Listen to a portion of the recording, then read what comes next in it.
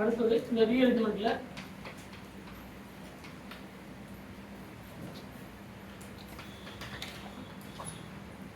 ஒரு carbohydrate rearrangements இருக்கு.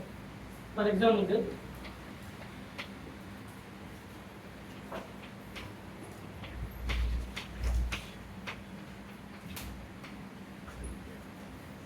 இப்போ இதில் ஃபர்ஸ்ட் இந்த ரீஅரேஞ்ச்மெண்ட்ஸில் கார்போகேட்டையான் இந்த கார்போகேட்டையனுடைய ரீஅரேஞ்ச்மெண்ட். இதில் நமக்கு சிம்பிளாக தெரிஞ்சுக்க வேண்டிய ஆர்டர் என்ன? கார்போகேட்டையனுடைய ஸ்டெபிலிட்டி ஆர்டர் பென்சைலிக் கார்போகேட்டையானா ஃபர்ஸ்ட் என்னது பென்சைலிக் கார்போகேட்டையான், அதுக்கப்புறம் அல்லைலிக் கார்போகேட்டையான், அதுக்கப்புறம் டெர்ஷியரி கார்போகேட்டையானா, அதுக்கப்புறம் செகண்டரி, அதுக்கப்புறம் பிரைமரி, அதுக்கப்புறம் மெத்தில் கார்போகேட்டையான். இது நார்மலாக இருக்கக்கூடிய கார்போகேட்டையனுடைய ஸ்டெபிலிட்டி ஆர்டர். கரெக்டா இல்லையா? இது நமக்கு லாஸ்ட்டாக யூஜிடிஆர் கேட்டுருச்சு. இப்போ இதில் ரெண்டு விதமான மைக்ரேஷன், ரெண்டு விதமான கார்போகேட்டையான் முதல்ல ஃபார்ம் ஆகும். இப்போ ஃபர்ஸ்ட் இந்த லீவிங் குரூப் வெளியே போயிட்டா கரெக்டா எக்ஸ் எக்ஸ் மைனஸ், ஏன் எக்ஸ் எல் மைனஸ் போகுது? வித் பாண்ட் எடுத்து வெளியே போச்சுன்னா இங்கே நம்ம பாண்ட் எடுத்துட்டு மைக்ரேட் ஆகும். அப்போ ஃபர்ஸ்ட் ஸ்டெப்ல பார்த்தீங்கன்னா ஒரு கார்பன் இதில் ஒரு கேட்டையன் வந்து ஃபார்ம் ஆகும். ஆல்ரெடி இங்கே ஒரு குரூப் வந்து கரெக்டா. இப்போ இந்த எம் அப்படிங்கிறது சிம்பிள் ஒரு ஓப்பன் செயின் கார்போகேட்டையான் இல்லைன்னா நார்மல் கார்போகேட்டையான் சொல்லலாம். இப்போ எம் அப்படிங்கிறது மைக்ரேட்டிங் குரூப்பா, அப்போ என்ன ஆகும்? இந்த 1,2 மைக்ரேஷன் தான் நடக்கும். அப்படி நடக்கும்போது இப்படி ஒரு கார்போகேட்டையான் நமக்கு ஃபார்ம் ஆகும்.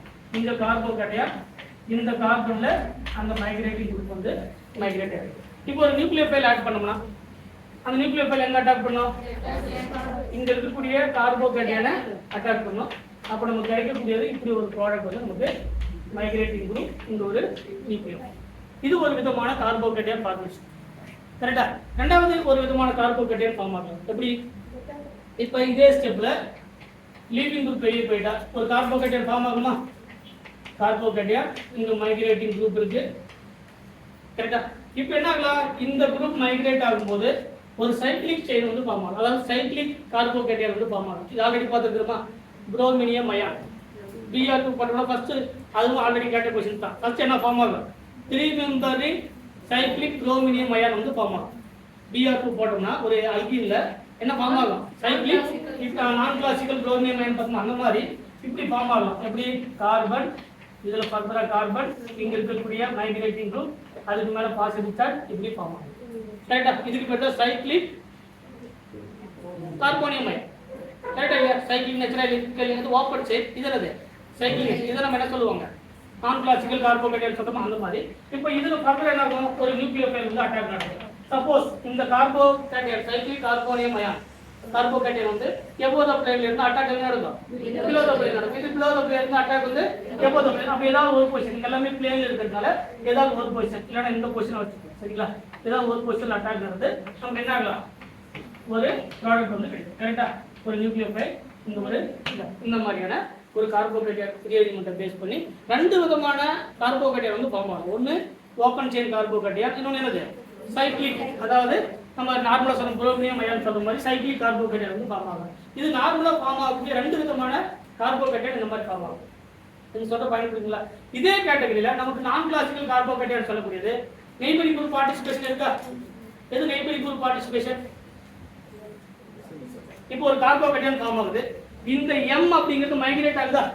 M அப்படிங்கிறது இந்த M அப்படிங்கிறது நான் பாண்டட் எலக்ட்ரான் பேர், அதாவது லோன் பேர் இருக்கக்கூடிய சிஸ்டம். எது?